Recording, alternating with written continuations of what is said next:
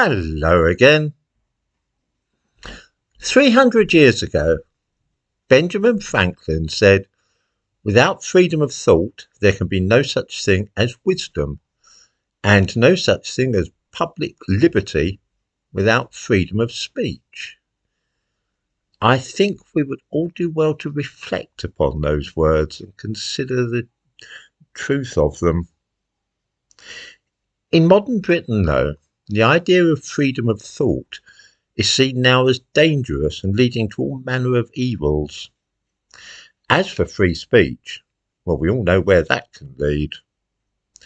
The modern idea, which the present government of Keir Starmer supports, is that we should always be ready to check what people are thinking and saying in case it results in prejudice or hate speech. Of course, being prejudiced may not be a good thing, but it's certainly a human thing. We all have prejudices, and freedom of speech can certainly lead to trouble, but then so too can many other things. A few decades ago, everybody in Britain was free to think and say pretty much what they pleased. If you didn't care for homosexuals and said so, then so what? Who cared? I remember back in 1971, Malcolm Muggeridge, a very well-known writer and television personality at that time, also a devout Christian, remarked casually that he didn't like homosexuals.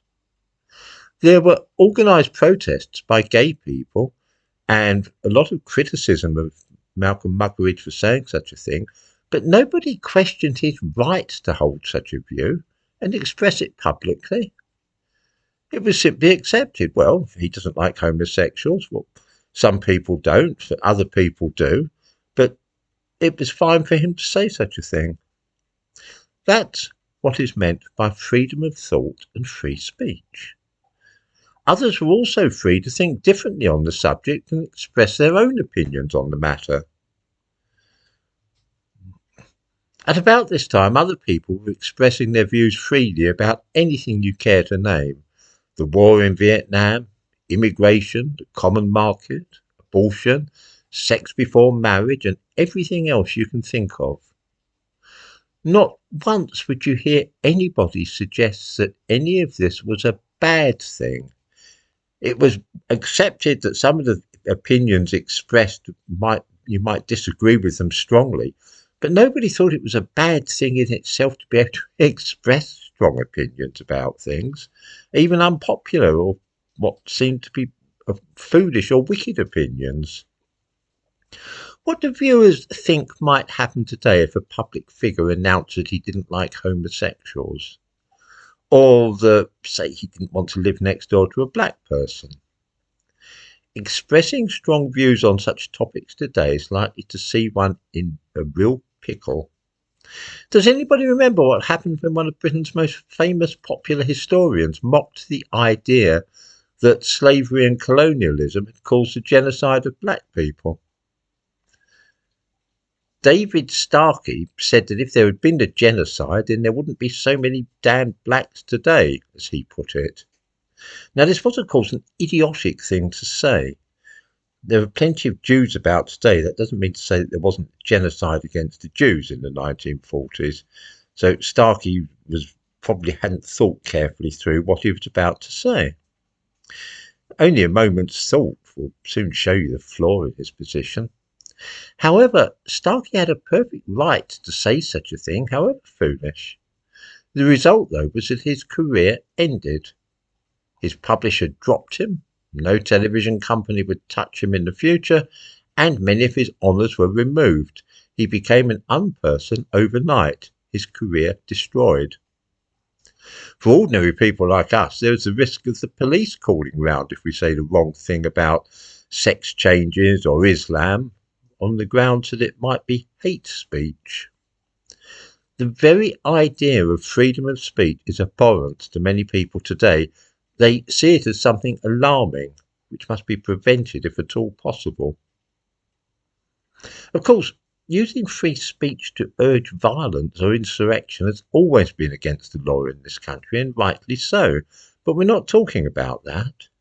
We are speaking of opinions that must not be expressed, prejudices about which we may not speak. This is more than a political or philosophical point, it's more than a debating point, it's about the nature of civilization itself. The only possible way that we are able to advance and find new truths, ideas perhaps which are better than the ones we now have, is to allow all thoughts and views to be expressed freely. Many of them will of course be untruthful, mistaken or downright wicked, but that hardly matters. The process of all those various ideas jostling against each other and jockeying for position is what gives rise to new insights, ones which might be better than the ones we currently have. The false ideas will in the course of time be exposed and the true ones will flourish. We don't need to worry about that. Truth can take care of itself. As Augustine of Hippo said over 1,500 years ago, the truth is like a lion. You don't have to defend it. Let it loose. It will defend itself. This channel is a small contribution towards that end. There are 8,000 million people in the world, and all except 2 of them are free to comment here and say whatever they wish, without fear of having their opinions deleted or censored by me. It is a completely free forum, and because of this, many of the opinions expressed here are likely to be mad or wrong. That's fine. Mixed in among them will be interesting new perspectives, some of which may prove to be better than the ideas which we embrace at the moment. It is this which enrages some people about this channel, that anybody can say what they please here, and that there is no moderation or cancelling. The 2 people who are temporarily banned dreamt up and spread an untruthful story about my work.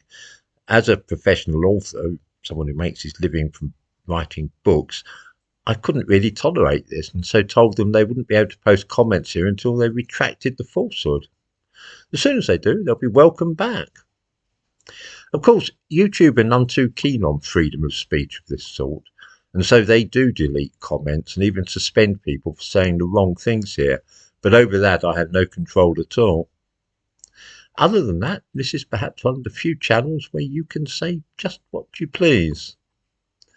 This liberty is at the heart of criticism of this channel.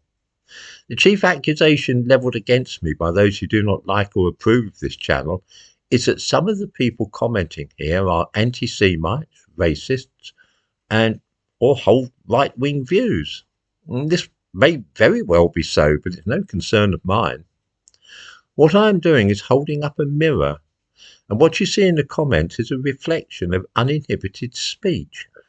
People saying things which they are forbidden from doing elsewhere. This is what happens with free speech, of course.